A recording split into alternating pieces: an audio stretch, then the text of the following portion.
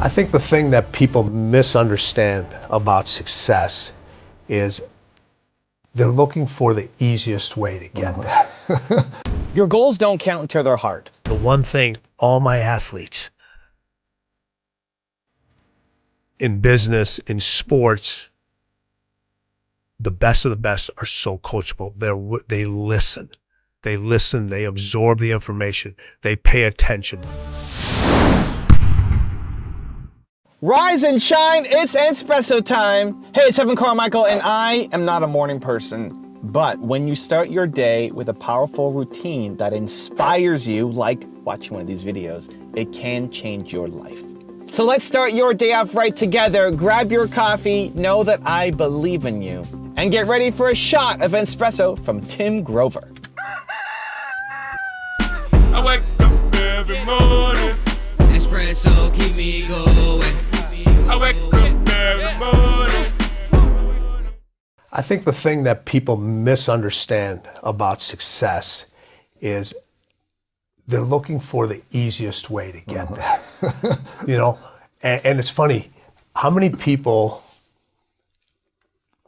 books have you read, or I won't say promoted, but had on your show, and everybody goes, 5 easy steps, 10 steps to greatness, you know, 8 steps to this. And those steps for success, they're infinite. They are infinite. You cannot count them. It doesn't matter how long you've been doing it. Those steps are constantly shifting. You don't know if they're there. Sometimes you have to trust that the next step is going to be there when you can't even see it. And sometimes when you step on that step, you go right into quicksand. But you got to be able to pull yourself back out of it again. So everybody's looking for these steps, and there are no steps. Those steps never end. And you just can't climb steps. Sometimes you got to crawl those steps, and you finally get to the top, and everything shifts, and you're at the bottom again. It's crazy. All right? What does that mean? Sometimes you're at the top, and then you're at the bottom again. Well, you may get to the top, and you're like, I'm here. And then you look back down and you look up again, you're actually on the first step. You're on the first step again. And where you thought was the top is not even the top. It's the beginning. Wow. It's literally the beginning of where you're supposed to be. And that's when most people just quit. It just drives me crazy, because everybody's like, people that I do the interview with, I always like to use them as an example, because people can relate to that, all right? You've been climbing steps for how long to get to here? I mean, since starting this, it's been over 8 years, but the journey before then, it was, decades to build myself, to prepare myself for this. And now I feel like I'm just getting started. Right, exactly. So you have just, right, exactly. So all the steps that you climbed just to get started. Yeah. Just to get started. And people don't want to talk about those steps. They don't want to talk about those steps and how difficult those steps are, and how many steps that you stumbled on, and how many steps you didn't even see, and how many steps that people placed in front of you and they pulled away. People that you were very close to, people that you knew. Right. That people that you thought that were like, hey, these people actually have my back. Except, they did have your back, but they were actually pushing you down the steps. Or stabbing you. Yeah. No. And it's funny when you talk about those things, or people talk about them, they seem surprised. But you should know that in that path, all those things are going to be there. They're going to be there. Right. Your goals don't count until they're hard. Your big ambitions, your dreams, your desires, the thing that you want to create, the life that you want to build for yourself, everything great comes with you putting in great amounts of effort and work. It's supposed to be hard. That's part of the thrill, is that you're putting in all of this effort and something great comes out on the other side. If you didn't put work behind it, you wouldn't value it. You wouldn't appreciate it. And so I think one of the things that people really struggle with is this whole working smart versus working hard thing. Do you work smart? Do you work hard? A lot of people going against hard work and say, well, just work smart, work smart, work smart. I'm all for working smart. It's both. Guys, it's always both. It's both. You have to work smart, of course, and you have to work hard. Hard work alone is not enough. There's plenty of people who work incredibly hard and never come anywhere close to reaching their goals. Plenty of people. But just working smart alone, that's not enough either. Hard work is your ticket in. Hard work, staying consistent, doing the thing is your ticket to the game. Once you're inside the game, now you got to work smart. It's always that combination of both. And so I don't think your goals count until they're hard, until they're difficult. Making videos, for me, it's still difficult. At the beginning, it was just getting comfortable in front of the camera. It was believing in myself. It was practicing having a message, having a story. I would never have made a video in the car with people walking by and the windows open, and never, I would never have done that. I would have been too scared, too shy, too introverted, too worried about being judged, never.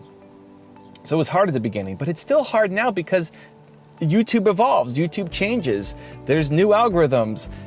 Now I'm doing multiple channels. Now we're doing longer videos. Now there's shorts. Now there's all of these things that you have to constantly pay attention to. And that's fine. That's better than fine. That's great. Because my great goals, my great ambitions comes on the other side of me doing a lot of great hard work. Some people expect it to be easy. I think some people at the beginning, we buy into something to say, oh, well, look how easy it is for them. It looks easy, so it's going to be easy for us. I think some people buy into it being easy, but I think most of you probably think, okay, it's not going to be easy. It's going to be hard, but you don't expect it to be that hard. I think this is the problem. Like, you expect it to be hard, but not as hard as it actually is. I've made over 10,000 videos for my channels. I would have thought that's crazy. I would have expected to work hard, but I would never have said I'll make 10,000 videos. That just seems like it's just way too big a number. How do you even go and do that? That's ridiculous. That's too hard. I can't do that. And yet that's what it took, you know? So I think that becomes a problem, is you don't expect to just get rich quick. You don't expect it to be easy. I'm not talking to America now, I'm talking to you. You guys are achievers, you're part of Believe Nation. You don't expect it to be easy or handed to you. You're willing to put an effort, but you don't expect it to be that hard. To take more than your max effort. Because you're putting in the work and you're not getting the results. I know, that sucks. That was me, my first business, putting in all the work, and just not seeing the results. And I expected it to be hard, but not this hard. And it pushes you to the breaking point where you don't feel like you can make it. And I actually quit on my business partner for a day before coming back to it because I didn't want to regret that decision. I think it's something we all struggle with, especially at the beginning, especially while you're trying to build momentum, because getting that initial momentum, getting the ball rolling is the hardest part. Keeping something in motion is a lot easier than just getting something in motion at the beginning. But you do have the strength. You find the strength. You find it buried inside you. And that thing that you're doing is so important that you have to keep going. So how do you do it? Great, that's a motivational little rant, but how do you actually do it? Let me give you some strategies. Step number 1 is you remind yourself that you do difficult things. You remind yourself you do difficult things, that when it gets difficult, when it gets scary, when it gets hard, you are the person who does scary, difficult, hard. I use those as trigger words, scary, difficult, hard. When I say those things, feel those things, text those things, write those things, feeling those things, then I have to do it because Evan Carmichael does difficult things. You start to shift your identity. This isn't just an Evan Carmichael thing. This is a you thing. This is an everybody who wants to achieve thing. That when it gets difficult, you show up. You don't retreat. You don't run away. You don't quit. You don't stop. When it gets difficult, you show up. This is the time to show up. You need you to show up. You do difficult things. Remind yourself of it. Write it somewhere near your computer. Write it by your bedside. Write it on your bathroom mirror. Put it on your fridge. You do difficult things. Wherever you go when you feel the most down. If you run to food when you feel down, great. Put it on your fridge. You do difficult things. The more you can remember that, embrace it, live it, the more you're going to change your life. Because when you are at your lowest point and you need that little boost just to remind yourself of who you are, what you're made of, so you don't allow those negative situations to spiral out of control, that one setback leads to a day, a week, a month of lack of productivity. You can't allow that to happen. Setbacks will happen. You cannot control that. You can control your reaction to it. And it's okay to feel down for a few moments. It's okay to spend 15 minutes feeling frustrated, low, down, but not a day, not a week, not a month, not give up, not throw away your whole idea because of constant setbacks. The way to overcome the setbacks is to overcome. It's through. It's more continuous, harder and smarter work, not to run away, to feel sorry for yourself, to bury yourself in Netflix, to dream of a vacation, right? It's to actually go through and do the difficult things. So step number 1 is you do difficult things. Remind yourself of it. 2 is project your life forward. The thing that really saved me when I quit on my business partner was I would remember myself, I would imagine myself being an old man at 40. I'm 41 now. Be an old man and it's over and life is finished at 40. And I don't want to regret my life. I don't want to regret this decision. I don't want to quit on this now. I know I'm going to regret and look back on my life and say, I wish I did more. I wish I tried more. I wish I pushed harder. I wish I just gave it one more day, one more week, one more month. Maybe that would have my break. And I did. I mean, that's what happened. I quit on my business partner, came back the next day, and a couple weeks later I had my first deal for $13,500, which was life-changing for me at the time.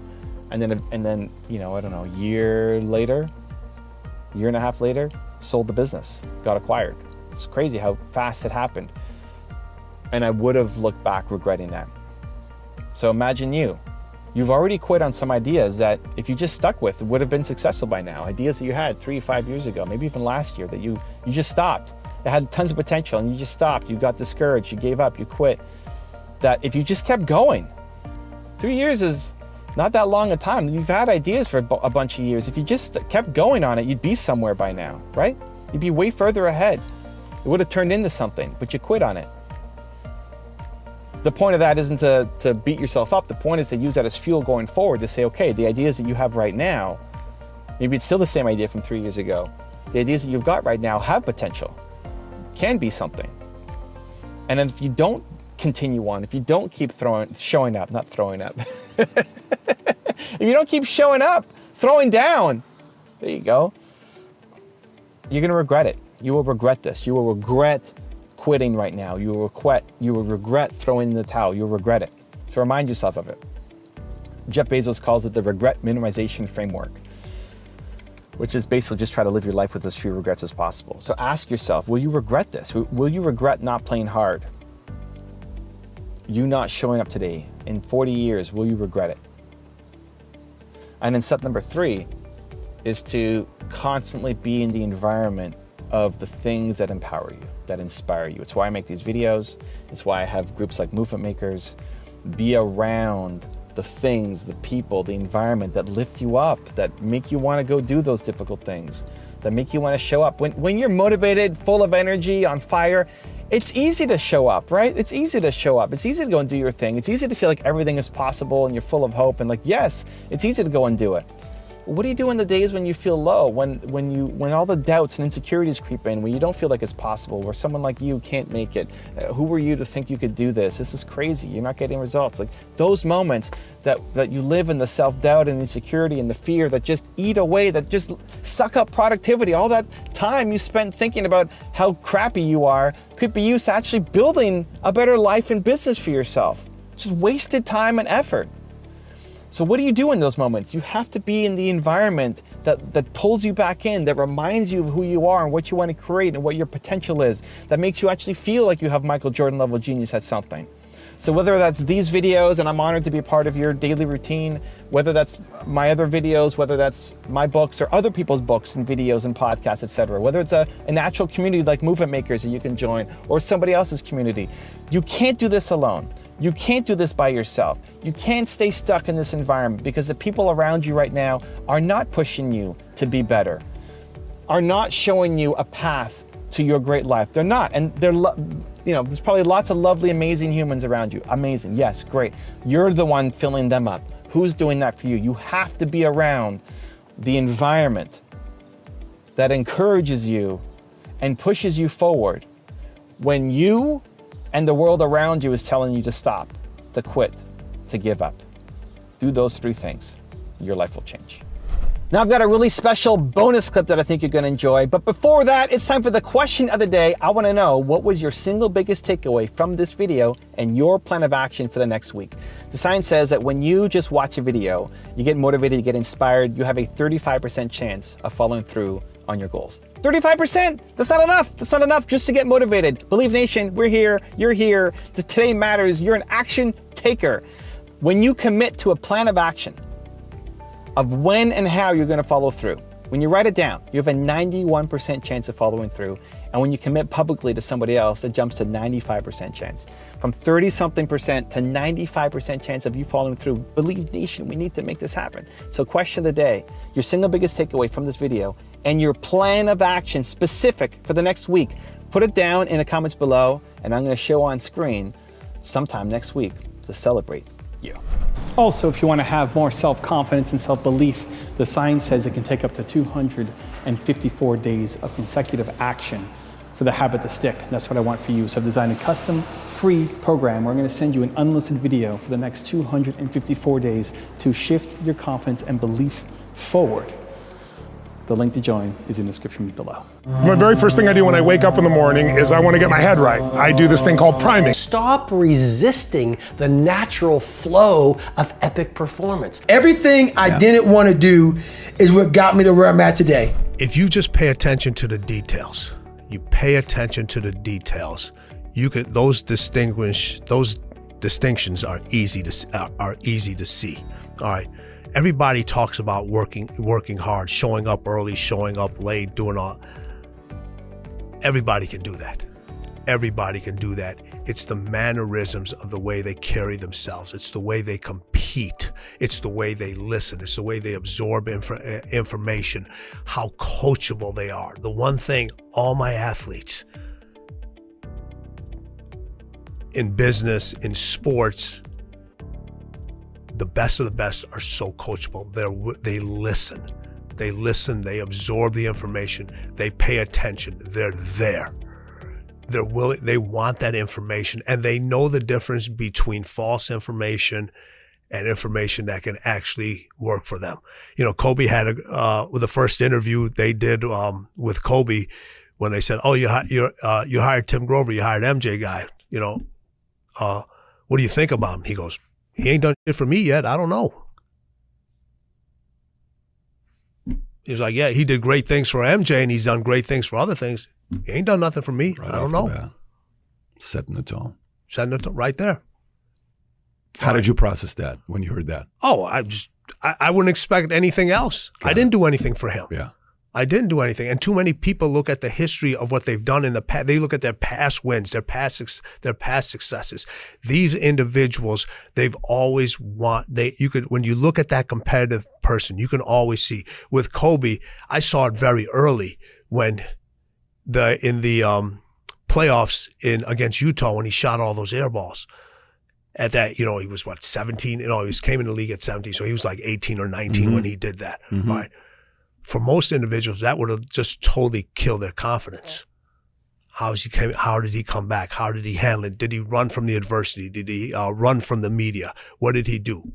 No, he came back and owned what he did and says, "I'm coming back for more. I'm coming back for more." For MJ, it was just never forgetting that he got cut from the varsity team when he tried out as a sophomore. When's the best time for the truth? All the time. It's the best time for the truth, all the time. The truth should lead to more action. But what does it usually do? It leads to more emotions. So wow, when you give somebody, that's really true. So when you tell somebody the truth, so what's the first thing? Anybody in a relationship, you go in a relationship with business, personal, whatever it is, the first thing they always ask me, honesty. Honesty is the most important until you're honest. Well, you know what? In the book Relentless, we talk about the don't think concept. Your skills are so finely good at what you do, whether it's trading, making business decisions, playing basketball, that you know if you do fail at something, it's just this little stumbling block. The next time you're going to succeed because you've done it over and over again, not only physically, but your mental preparation. The thing that makes individuals really, really special who are that great is they're always looking for that competitive edge. So it's interesting to see how a champion in sports, how it relates to a champion in business. It's the same mindset. It's about winning the battles, continuing to improve, learning new ways to stay ahead of the game. Clarity is what gives you the idea of success, being able to close those deals. When you can see and you can think and you can react with a clear mind and you take your emotions out of it, you're in that zone. Getting the deal is just a byproduct. And the minute you get the deal, you're already thinking about what's next. When you want to excel at something, what must you have? Did I just hear somebody say passion in the audience? You know what passion is? Passion is an emotion. It's an emotion without an action. Passion will get you nowhere. Inner drive will get you nowhere unless you act on it. You have to act on your passion. You have to act on your inner drive. Don't let those feelings stay inside of you. You got to know what to do with them. You got to know how to make them work in order to get what you want. Knowing that you're the best at what you do and you've done all your homework to get to that point. Relentless is about trusting your instincts, but the only way you can trust your instincts is if you've done your homework and your skill is so finely tuned at whatever you do. People in sports, you have the role players and they're trying to step out and be superstars, and I always tell them, I said, you got to think about winning first.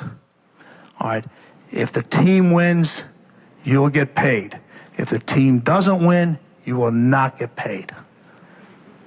All right. The bottom line is the end result. Just like when you guys close a deal, not only do you win, everybody underneath you who helps you close the deal, the company, it all ties in together. Decide, commit, act, succeed, repeat. The one thing that all the greats have in common is they sweat the small stuff. They pay very, very close attention to every detail. Michael used to sweat the details so much in his basketball game that it carried on into his personal life. The suit had to match the car he was driving that particular day. But what those details allowed him to do was to put him in the zone to be the best basketball player on that given night. The dark side is something that's in everybody, but it's a situation that you have to control the dark side. If it controls you, that's when things start to go real, real bad. That's when you have a tendency to go to what I call the other side. But if you harness the fuel that's from that dark side, whether it's anger, whether it's fear, and turn that into positive fuel, it'll help you really succeed at whatever you're trying to do. A great leader knows how to push buttons, how to push the buttons of different people. I totally disagree with that philosophy 100%. All right. I don't want to have somebody to have that much control over me where they're pushing my buttons. As a great leader, okay, what I do with my clients is I pull their buttons. And then I teach them in certain situations to know when to push their own buttons. Well, you have to keep yourself focused on whatever your ultimate goal is. There's stumbling blocks all the way. People get laid off, you have a bad game, you get traded from a team that you don't want to be with. But if your goal and your focus remains the same, that, hey, this is going to happen, and I know I have the skills and I have the knowledge and I have the instincts to dig myself out of this hole, you will dig yourself out of the hole. You have to control the situation. Don't let the situation control you. Talk about coolers, we talk about closers, and we talk about cleaners. Cleaner is going to get you that end result over and over again. They are so well prepared and their instincts are so sharp, they already know what to do. If there's a person that's producing exceptionally, there's a reason behind it. It's the process, the constant challenge to get there again and again and again is what drives these individuals.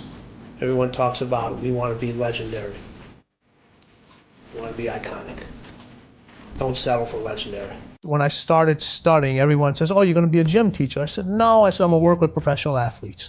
I knew what I wanted to do. I said, I'm going to work with professional athletes. So that was the goal I set in my mind, and I just said, hey, that's going to take a place in my head.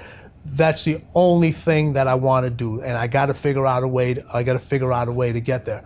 So I studied and learned my craft better than anybody else. Did I start with the professional athletes? No. After I graduated, I went to work in a local health club. Really, I knew everything from a book standpoint, but still, you got to know how to apply it.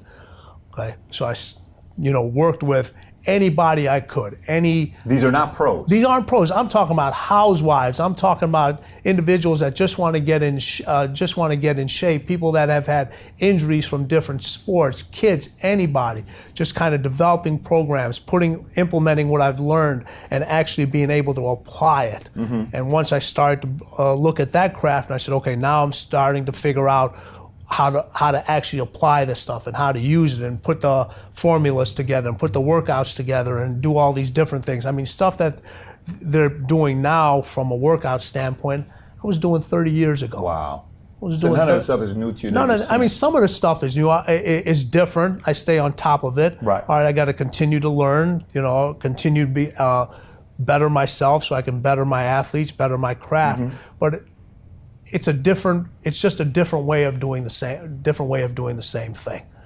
Okay, now there's a lot more resources, a lot more education, a lot more testing available. Back then, you kind of had to just figure it out. A lot of individuals now, okay, especially in this generation, not only from a training standpoint, but from a knowledge standpoint, they're jumping from one thing to another. Yeah.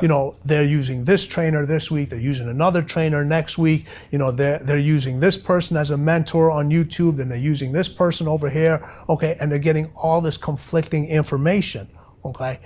You gotta master what you're going to master, okay? You have to figure it out. Too many people are jumping from place to place to place. Michael, Kobe, all these individuals, they mastered one aspect of the game. When they mastered that aspect of the game, then they move to another aspect of the game. When people become successful, okay, they always say, I don't do that anymore. Well, what do you mean you don't do that anymore? You should do that and then some.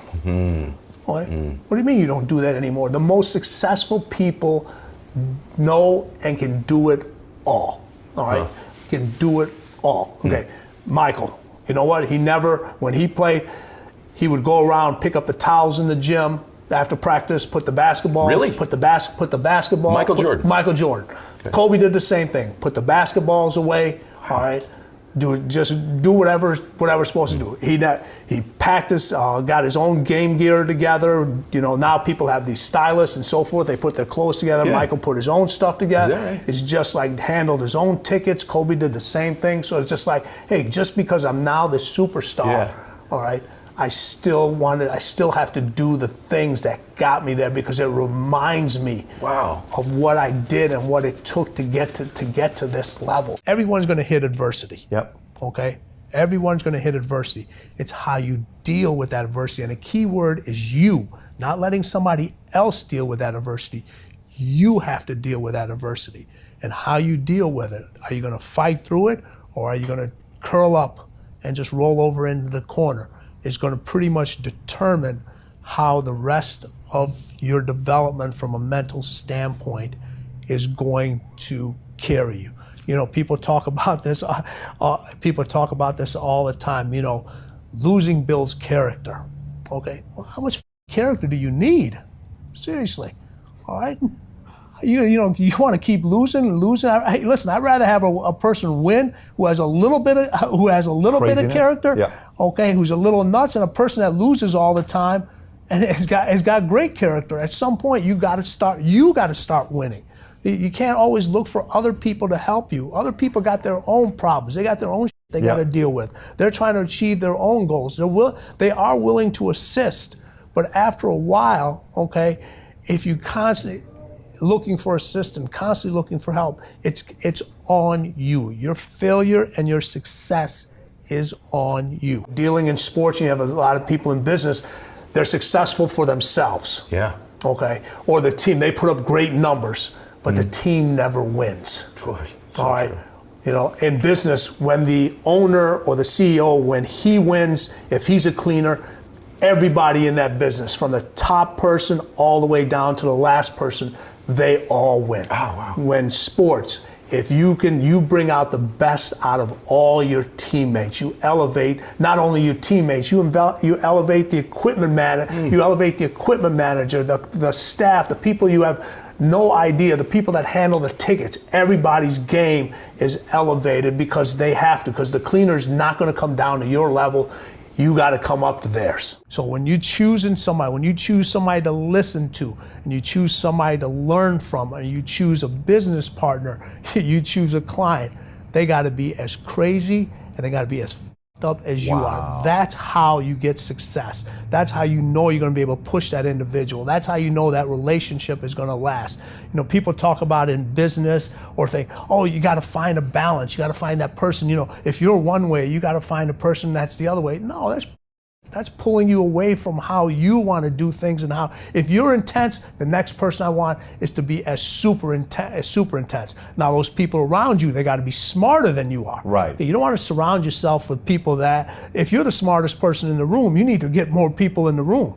Sure. Okay. You should not walk into the room and ever be the smartest person in there. Okay. The people around you have to be much smarter, or at least in certain things. You may have an expertise in one thing, but that other individual better have an expertise that's beyond yours in something else. Okay. But from the mind standpoint, you know, MJ was just as f***ed up as I was. Kobe is just as f***ed up as I was from being the best. Okay, I wanted to be the best at what I do. They wanted to be the best at what they do. All right. So there was an attraction there. It's an attraction, and those are the people that allow you to push them and allow them to. They understand they want to get better. You know, they don't need to be motivated. Okay, they're like, you tell them, hey, that's the work. so interesting. They're not hiring you to come motivate me. They already want it as bad as you. They want the best of the best. Already want it more than anybody else. There's a reason they're the best. You know, we talked about this earlier at lunch. They're the ones that show up to practice early. Okay, they're the ones taking the extra shots. They're the ones doing the wind sprints at the end. They're the ones, you know, getting treatment, taking care of their body. They're showing up on off days. I mean, you're sending the guys home. You're saying you got to go home. You got to go home. Go home already. You got to tell them to leave. You don't have to tell them to show up. You got to tell them to leave. That's enough. You know, you have people in your office, and you look at it. You know, how many employees do you have now? We got 4,200 agents. 4,200 agents. Okay, out of 4,200 agents. Okay, if you put them all in the room, okay, and you were able to put them all in one shop together, all right, and say your hours were 9 to 5, okay, you'd have 4,200 people in here from 9 to 5 o'clock, from 5 o'clock. After 5 o'clock, you may have 500. After 7 o'clock, you may have 200. After 9 o'clock, you may have 5. And then guess what? At the end of the day, there's going to be one light left on. Maybe 2, yours and somebody else's. That person's as f***ed up as you are. Okay? Right. But you can count on that individual. I love that. You can count on that individual. So we're both workout guys. We like to go to the we like to go to the gym. All right. How many times have you seen people in the gym? They spend more time on their playlist, taking pictures, doing stuff instead of getting their workout done. So true. It's just like, you know. And here's the thing. All right. You're a very intense person. I can tell. Right. Okay. I'm a very intense person. Yep. All right. We value our time. Yes. Okay. How do you get results in the gym? It isn't about spending 2 to 3 hours working out. People say, I spent 3 hours. You didn't spend 3 hours. By the time you pulled into the parking lot, by the time you changed, got some breakfast, put your workout clothes on, talked to 8 people, did all that stuff, you were there for 3 hours. You did your 3 hours. No intensity. All right. People talk about, hey, you know, you post a couple of workout things, you're seeing it, you're a buff guy, or you're in great shape. All right, people say, Ed, I want to look like you. All right. They don't see what it takes to look like you. Not only in the gym, outside of the gym. The intensity that's there. You're in the gym, and I'm assuming you work out with music. You had some headphones on. You got to get a certain amount of stuff done in a certain amount of time. All right, you're in this intense life. Somebody comes up to you. Yeah. Okay, and you don't want to be rude to them, so now you take your headphones off. They ask you a question. They want to take a picture with you. Oh, I recognize you from so and so. And all right, and then the question is, how do I get to look like? Well, the one way you get to look like me is leave me there for long. Stop asking me these questions. And start hitting the weight. Start lifting. Yeah. the intensity that you have, it has to be in everything you do. You have to be an intense person in your workouts, the way you eat. Okay, that's intensity. How do you fuel up your metabolism rate so you're burning these calories so you can get that definition? That's intent. That's an intensity. How do you get to be successful? You know, oh man, he or she, he's so intense. No, you know what? He and she, that's how you're supposed to be. You're at a different level. Right. And that's why I said the intensity is so important. It's what really separates those individuals. And you can't get into that zone and you can't get arms and abs like Ed. You can't do it unless you have that intensity and you're willing to block out the distractions. We have so much access now to information. Yep. It's literally at our fingertips. You know, everything, okay? Why are more individuals doing less? Relentless is more than just a mindset. It's a skill set, it's a mindset, it's a way to kick ass. We talk about kicking ass and taking names.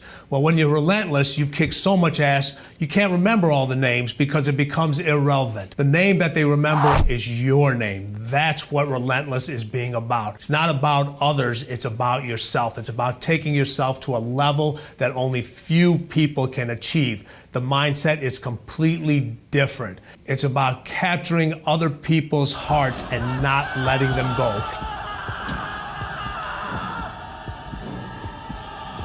It's learning to step on their throat. It's about killing the competition. Your fiercest competitors are cutthroat individuals. All they want to do is win, and they want to win over and over again. It's not just a one-time thing. Success is repeated many, many times. You can have a skill set to do a lot of things. Okay, you can train, you can read a manual, you can do all these different things, but a skill set only works if you have that mindset. Everyone talks about, I got passion, I got inner drive. You know what passion and inner drive is? It's absolutely nothing unless there's an action, a relentless action that follows it. And if you have that relentless action that follows your passion, that follows that inner drive you have, then you get that end result. How many times have you watched sports and they said, the person's thinking too much?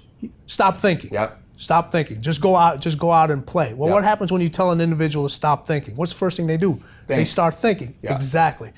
Do you know how many hours and years of preparation go into not being able to not to think about something? Okay. It takes years and years and years of doing the same thing over and over and over again. Okay. To learn how not to think. Not to think. Wow. To be able to take a reaction Yeah. and turn it into a reflex. That's what the greatest can do. Most people react to things, okay? The greatest, it's an instinct. It's impulsive. It's innate. It becomes a reflex. You know, we talk about this. Listen, trust your instincts. That's what closers do. You know what cleaners do? Their instincts trust them. I got this. I'll give you a great example about that and we'll pick up the other thing. All right. Doug Collins, coach of the Bulls, is drawing up this play. Okay, last second play, he's drawing. It's the Cleveland play, the one he beat Elo, right? Yep. So he's drawing up this play, all this other stuff. He's over, he races it. Michael turns around and said, "Hey, give me the ball, get the f out the way." In the timeout. Yeah, after the time, you know, before Doug, he goes, "Give me the ball, get the f out the way." Okay. That's the don't think. Okay, that's the point where, hey, listen. My instincts trust me. Give me the ball. Just get the hell out the way. I'm winning this game. I'm winning this game. But that game-winning shot wasn't made there. It was made many years before. In the dark gym, by himself, with somebody rebounding the ball, whether it was me or somebody else, shooting that same shot over and over and over and over again, saying, no, if I get to this spot, I don't care if there's 10 hands in front of me.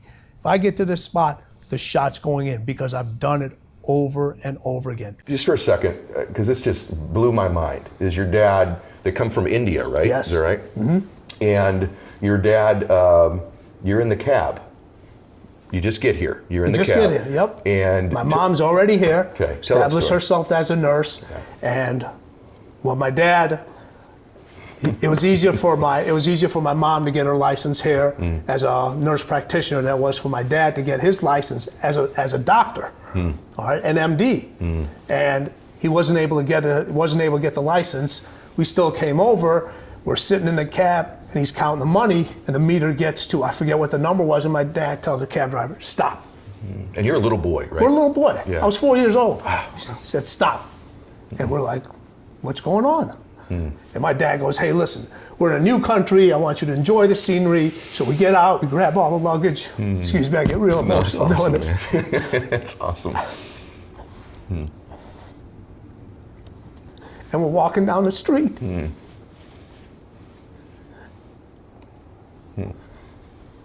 That's awesome, brother. You got it. Yeah. We're walking down the street with his luggage. And he's showing us the different scenery and so forth. Never knew he didn't have any more money in his pocket. Wow. Amazing. But he got us here. Got you there. That's so powerful. You imagine that little boy walking down that street turns out to be you.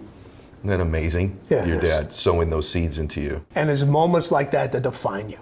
As long as you remember them. They can define you both ways. You can look at it and say, you know what?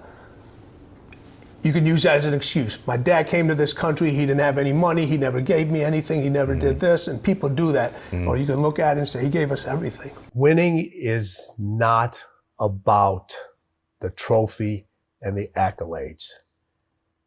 It's about the grind. It's about the obstacles. It's about the challenges. It's about the pain that you endure along the way for that 30 seconds of being able to either stand on a platform, be acknowledged by individuals that are close to you. But when that happens,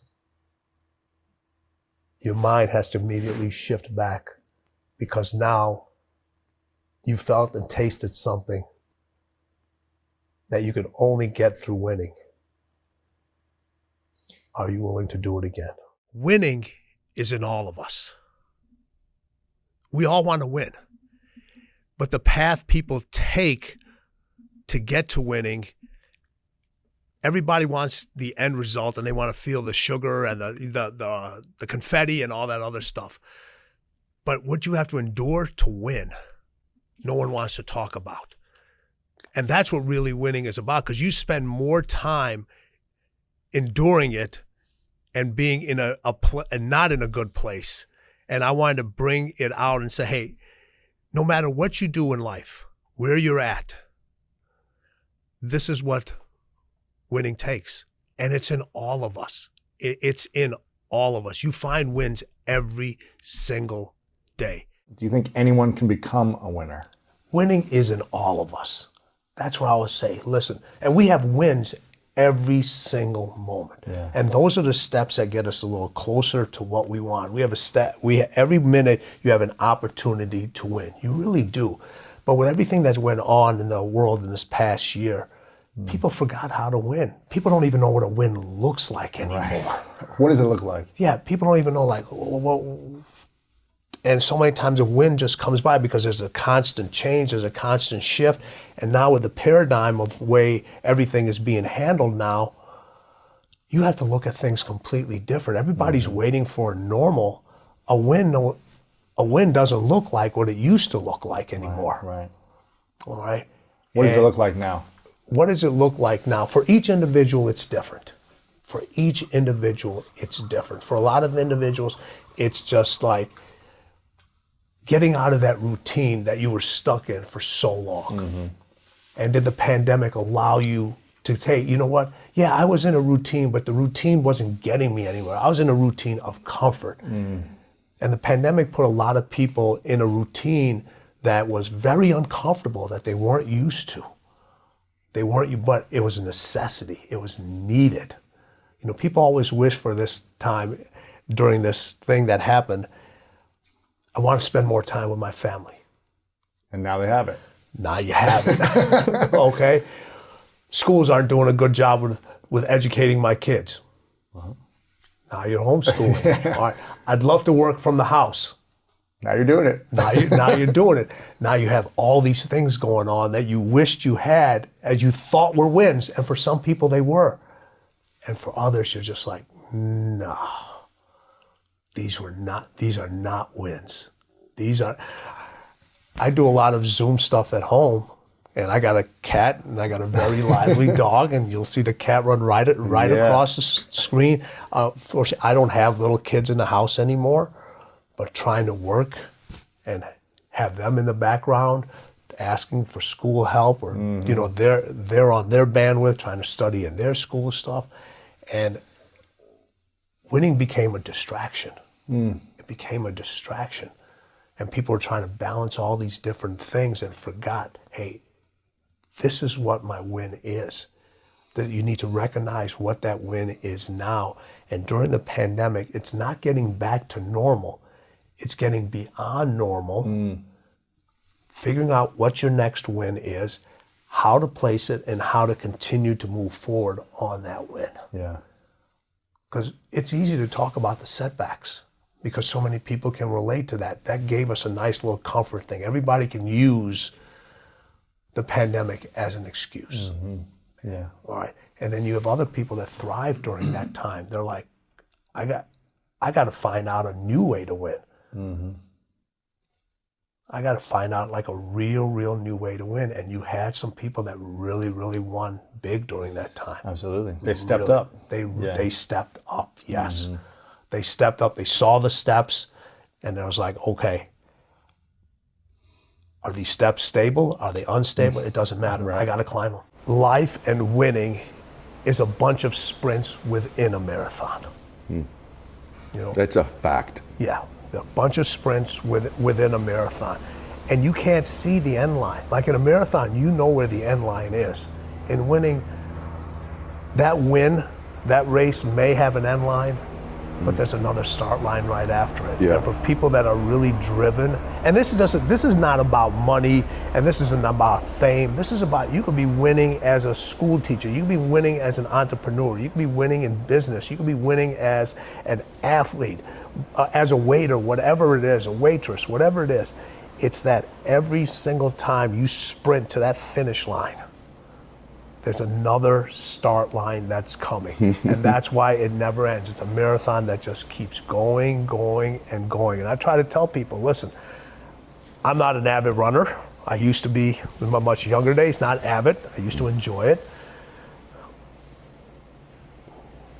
You see the times of the best marathons, they're running Insane. They're Basically sprinting. They're sprinting. Everyone looks at the physical condition. Are you mentally prepared to sprint every single day? Are you mentally prepared to sprint every single day? And for how long? Because somebody else is sprinting. You don't want them to get what should be your win ends up being somebody else's win. The reason I know so much about winning is because I've had to deal with so much losing. That's interesting. What do you mean by that? Everybody wants to win, but in order to know how to win, you got to know how to lose, because you're going to lose more than you're going to win. But every time you lose, what do you gain from it? So every time I've lost, people say, you got to jump right back up. Get back right on your feet again. And I disagree with that. After you lose, or when you get knocked down, stay down there for a minute. Understand why you lost. What were the reasons? Why are you down here? Why did you lose? Why did you get knocked down? Because if you just jump right back up, you're going to lose again and again, and you continue going to lose the same way. So every time I lost, I stayed down for a second. Minutes, hours, days, weeks. But when I stood up, I was different. I was smarter. And when I lost again, I stayed down. I stood back up.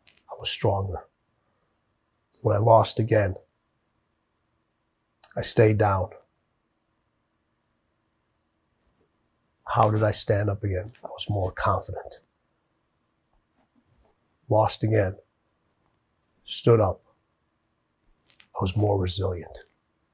Now you start putting the pieces that are necessary to win over and over and over again. So if you lose and you jump right back up and you haven't really changed, really changed from that loss, you're never going to learn from it, and you're never going to really, truly know the unforgiving race to greatness, because that's part of the unforgiving part, is the losing part. That part is unforgiving. You just don't win in one arena. You win in your sports, you win in business, you win in your personal life. Other people win because you win. Mm-hmm. It isn't just about you. It's about being able to pull the team and show them what it feels like to win, and what kind of feeling that gives. And when you win, your family wins. Mm. When your family wins, you win. When you win, your friends win, the people that have supported you. Every time Michael played, I always said this. I said this in The Last Dance. He would say, these individuals are giving me something that's way more valuable than the price of a ticket. Mm. They're giving me their time, which is non-refundable. Ooh. Which is you can't exchange it with somebody else. You can't take your ticket and exchange it with another individual. These people are literally giving me their time. Whether they're at the arena, they're sitting in front of the TV, they're watching the news, listening to it on the radio back then, whatever it may be. My accountability to myself and those individuals has to be at the highest level. Has to be at the highest level, because they're doing something they're giving me something that's so valuable. I have to be at my best. People, they look at winning and finishing as the same. Those individuals that you're talking about, they're just looking to finish. They're just looking to finish their career. They're like, okay, this is what, I got this nice house. I'm finished over here. I made the NBA or made the NFL. That's finishing. And a lot of people to that, they feel like if they finish, they've won. These individuals, it's a completely different level. So you have individuals that go out and run marathons.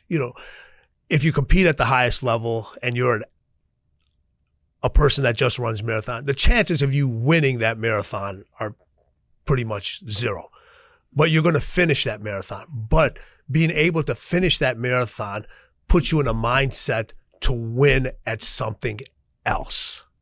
So there's always what's next, what's the next thing that's going on. We talk about what Kobe, one of his biggest lines is, don't rest in the middle, rest at the end. Winners rest at the end. Mm. When you talk about people that just want to finish, just what you said, they rest in the middle. Winning is not supposed to be fair. Life is not fair. There's nothing that's going to guarantee you that win. But the only thing that's going to guarantee you that loss is if you don't get in this race. How many people, and you talk about this all the time, about the fears and the emotions and just just going for it, just like, here it is. Mm. Look at yourself. Mm. You've moved 3 different times in probably the last 6 months for whatever reasons you've had, all right? And you've literally packed up and moved, like, here I'm going, here. You got people that won't move themselves out of a chair. You've literally moved families, lives, and there's literally a fear behind every single one of those, but there's no doubt. So what they're seeing, when they look in the mirror, they're just trying to see what's on the surface. But winning and losing wants to know what's inside of you. It wants to know what makes you tick. It wants to know what your desires are. It wants to know what your ego is. It wants to know what your limitations are. It wants to know what your mindset is. It wants to know everything about you, because winning does not lie. When you look in the mirror, you can lie and see what's on the surface. You cannot lie what's going on inside. And that's what people are not willing to see. The lies that are truly going on inside of them that are not allowing them to win over and over, or sometimes even win once. You have to look. Winning requires you to go so far deep inside yourself.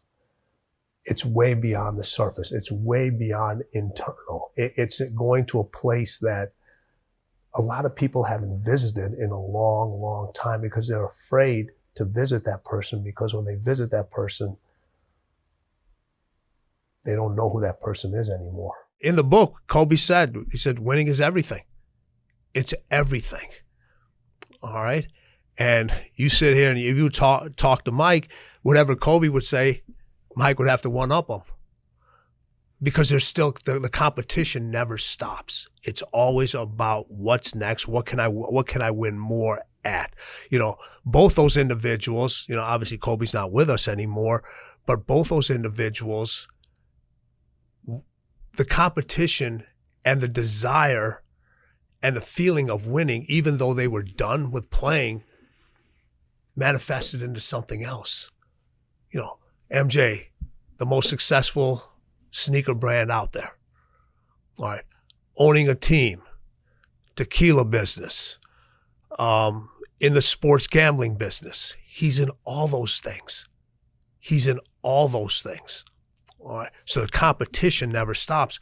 With Kobe, it was like, I'm going to win an Oscar. Go out and win an Oscar. Writing children's book. He was literally, his goal, his plan was to take over Hollywood. He was like, I owned LA on the basketball court, and now I want to own LA. He wanted to take, that was his winning thing. Take the basketball out of it. Everyone knows I own LA on the basketball court. And we talked about this. He goes, own LA. Own LA. And if you look at the paths he was going through, that's what he was doing. That was his next definition of win. If you want more Espresso morning videos, they're not on this channel anymore. I have a dedicated channel just for it. It's right there next to me. Go click it there. Continue to believe, and I'll see you there.